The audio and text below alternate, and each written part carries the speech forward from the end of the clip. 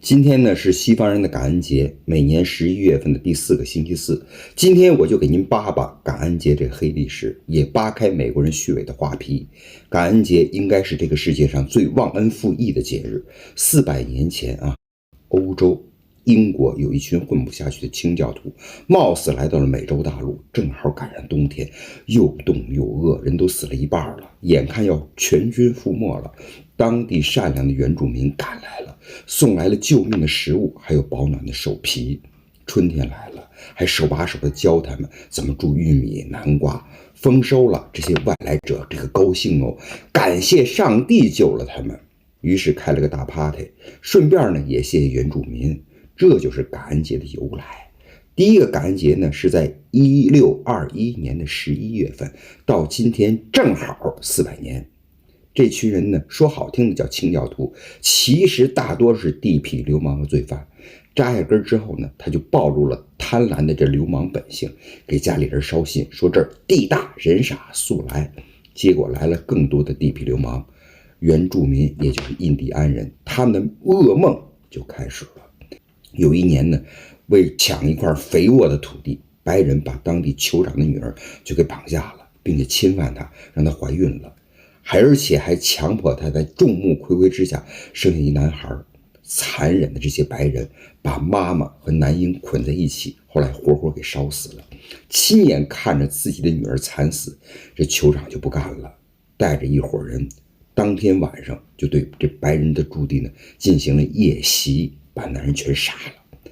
但是呢，他们不忍心，放过了60多名老人、妇女和孩子。这些活下来的人呢，就把消息送回了英国了。英国女王给气坏了，颁布了头皮政策，说谁剥了印第安人的头皮重赏。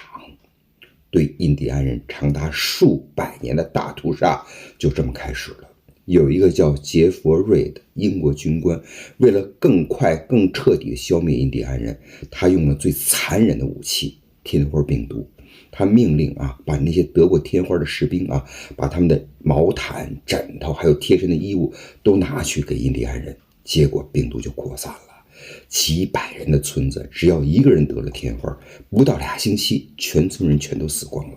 印第安人不明白为什么白人不得这病天真的以为这是神的意志这些欧洲来的传教士可算是把自己的专业给用上了，向印第安人开始传达上帝的声音，说你们不屈服，上帝就得让你们灭亡。结果印第安人选择了屈服，可他们哪里知道这些欧洲人呢都得过天花，有了免疫力。那位丧尽天良的英国军官后来在亲笔信里炫耀说，我的子孙后世一定会永远铭记我的功劳，是我用计谋战胜了印第安人。他的后世子孙的确得感谢他。1776年，他的儿孙们在这片被掠夺的土地上建立起了美利坚合众国。他们在独立宣言里还这么写着，开篇就这么写人人生而平等。美国有个总统山，山上有4位美国最伟大的总统。这第一位呢，就是美国的开国总统华盛顿，他曾经教士兵们怎么剥掉印第安人的完整的人皮，就是从臀部往下剥，能剥出一整张人皮，可以做长筒靴。第二位，也就是美国的第3任总统杰斐逊，他简直就是一劫匪。他主张呢，别驱逐印第安人，而应该把他们全都灭绝。第3位呢，就是美国最著名的总统林肯了，他下令绞死了38个印第安的酋长，并且叫嚣说每10分钟杀死一个印第安人。他颁布了一个叫宅地法的，说这个美国公民只要交$10就能在西部获得一块相当于1000亩地这么大小的土地。可是西部生活着印第安人呢，怎么办呢？杀呗！印第安人从此血流成河，白人把印第安人的头呢挂在自己的房上炫耀。当时有位将军叫谢尔曼，留下一句名言，只有死的印第安人才是最好的印第安人。最后这位总统呢叫西奥多·罗斯福，是吧？获得了诺贝尔和平奖。他重新启动了英国女王颁布的头皮悬赏令，一张印第安男人的头皮悬赏$100，女人和小孩呢悬赏$50，当时美国人的工资是多少呢？一个月10块钱。为了更多的杀人，美国开始鼓励大家买枪。美国人买枪的传统就是从杀印第安人开始的。大批的白人闯进印第安人的帐篷里，对妇女先奸后杀再剥皮。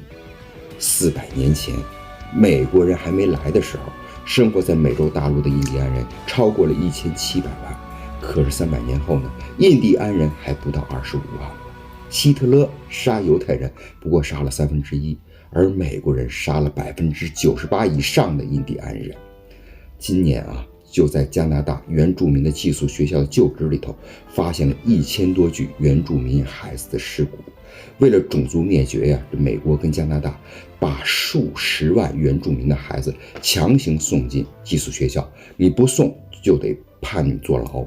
这些孩子呢，被强暴、被虐杀的有好几万。这就是美国版的农夫和蛇的真实故事。今天不知道有多少中国的小学校要开感恩节的主题班会，不知道有多少中国的老师要给孩子布置作文，写感恩节。